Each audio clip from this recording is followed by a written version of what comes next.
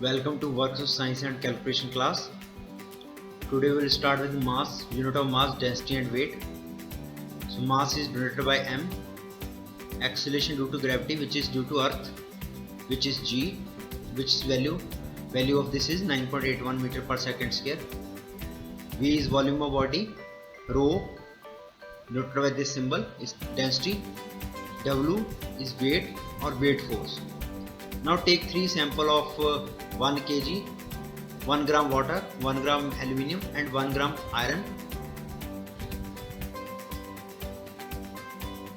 It has been observed that 1 gram of water will occupy more volume as compared to 1 gram aluminium, and 1 gram aluminium occupy more volume as compared to 1 gram iron.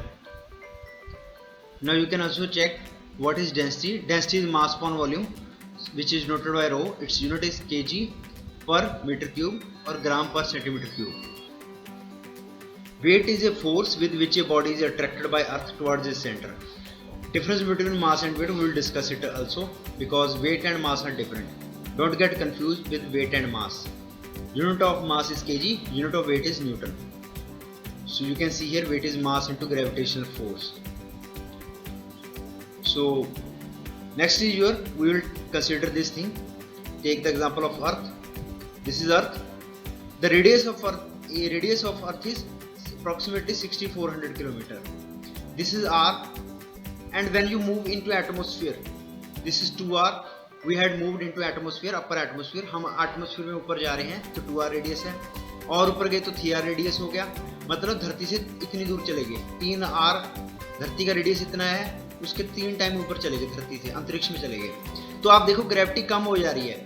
जो gravity है वहाँ पे कम होती जाती है. धरती पे gravity अगर रेडियस r पे g है, यहाँ पे ग्रेविटी की एक्सेलरेशन 9.81 है, या ग्रेविटी g है अगर धरती की क्रस्ट पे, जहाँ पे आप ठहर रहे हो, जहाँ पे आप घर बनाते हो, जहाँ पे आप पाँव रखते हो, वहाँ पे ग्रेविटी g है. अगर उससे 2r ऊपर चले जाएं, सेंटर से अगर 2r ऊपर चले जाएं, सेंटर से 2r डिस्टेंस ऊपर चले जाएं तो ग्रेविटी 1/4 हो जाती है. 3r चले जाएं तो 1/9 हो जाती है. 4r चले जाएं तो 1/16 हो जाती है. इसका मतलब कि ग्रेविटी डिक्रीज होती रहती है. As we move in upward direction, gravity will decrease. इसका मतलब ये है कि वेट भी आपका कम होता जाएगा. अगर आप यहाँ पे हो आपका वेट ज़्यादा होगा, अगर आप यहाँ पे हो तो यू विल फील वेटलेस. यहाँ पे देखो ग्रेविटी बहुत कम है, 1/16 है, तो आपको ऐसे लगेगा कि आपका वेट 5-10 kg है, जबकि हो गया आप 80 kg के, लेकिन आपको लगेगा 5 kg के बराबर का वेट लगेगा. तो मतलब जो वेट है वो वेरी हो सकता है, लेकिन मास फिक्स रहेगा. मास हमेशा उतना ही रहेगा. आपकी क्वांटिटी ऑफ मैटर यहाँ भी उतनी है, क्वांटिटी ऑफ मैटर यहाँ भी उतना है, यहाँ भी उतना है. आप यहाँ चले जाओ, चाहे यहाँ चले जाओ, चाहे यहाँ चलो, मास तो आपका सेम ही रहेगा, 80 kg रहेगा, लेकिन वेट आपका चेंज होता रहेगा.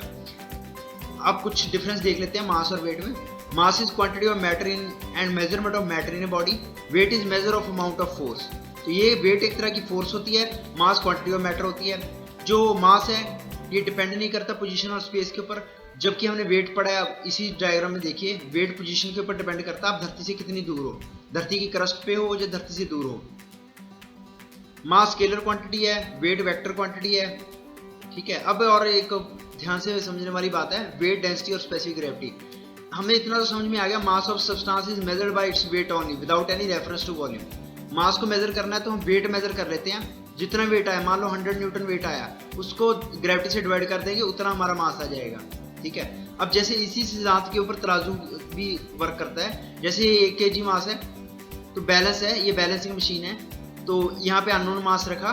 जब ये बैलेंस हो जाएगा तो इसका जो मास है उतना ही होगा जितना इधर रखा हुआ है. अगर इधर 2 kg रखा और इधर मटेरियल डाला, तो जब बैलेंस होगा मटेरियल डालते जाएंगे. जब ये बैलेंस हो गया तो हम समझ लेंगे कि यहाँ पे 2 kg मास था तो इधर भी 2 kg है. तो ये एक तरीका है जिससे हम मास कंपेयर करके मास मेजर कर सकते हैं. अब एक कंसेप्ट और है रिलेटिव डेंसिटी का. देखो हमें आदत है कंपेयर करनी, चीज़ों को कंपेयर करके आसान हो जाता है अगर चीज़ों को कंपेयर करें. तो रिलेटिव डेंसिटी क्या है? Density of water at 4 degree Celsius. 4 degree Celsius क्यों लिया? क्योंकि 4 डिग्री सेल्सियस पे वाटर की डेंसिटी 1000 kg पर मीटर क्यूब होती है. तो 4 डिग्री सेल्सियस पे डेंसिटी ली, और डेंसिटी ऑफ सब्सटेंस, इन दोनों को रेशियो को रिलेटिव डेंसिटी कहते हैं. जैसे अभी हम देखेंगे एल्यूमिनियम की डेंसिटी, रिलेटिव डेंसिटी 2.7 है, लेड की 11.34 है. तो रिलेटिव डेंसिटी ये भी बता सकते हैं कौन सा हैवी है. Lead is much heavier than aluminium. Lead ज़्यादा डेंस है, मटेरियल है. अब डिस्कस करेंगे आर्किमिडीज प्रिंसिपल। आर्किमिडीज प्रिंसिपल होता क्या है, इसको हम एक डायग्राम की मदद से समझेंगे। ये मेरे पास एक वेइंग मशीन है जो वेट मेजर कर सकती है। इससे मैंने 5 kg वेट लगाया, तो ये वेइंग मशीन 5 kg की तरफ इशारा कर रही है, मतलब डायरेक्शन जो नीडल की है 5 kg है। अब मैंने क्या किया, एक टब ले लिया जिसमें पानी है, टब के साथ एक छोटा पानी है, ये होल है। अगर पानी का लेवल बढ़ेगा तो एक्स्ट्रा पानी इधर स्पिल हो जाएगा। अब जब मैं पानी में इस वेट को लेके जाऊंगा तो मुझे पता है पानी बायसी फोर्स लगाएगा ऊपरली डायरेक्शन में, बायसी फोर्स लगाएगा जिसकी वजह से इसका वेट कम हो जाएगा और इस रीडिंग है, इसके ऊपर रीडिंग कम आ जाएगी, 2.3 kg आ रहा है। अब मैंने इस पानी की वेट को भी मेजर कर लिया, मुझे पता लगा कि ये जो पानी है 2.7 kg है, मतलब ये बायसी फोर्स भी 2.7 kg इक्विवेलेंट होगी।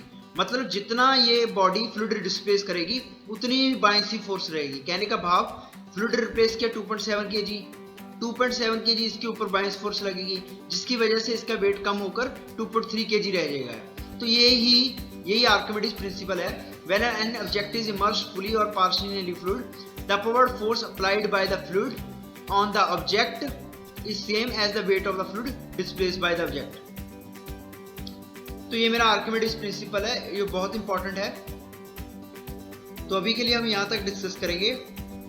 Like this video, subscribe my channel and thank you for watching this video.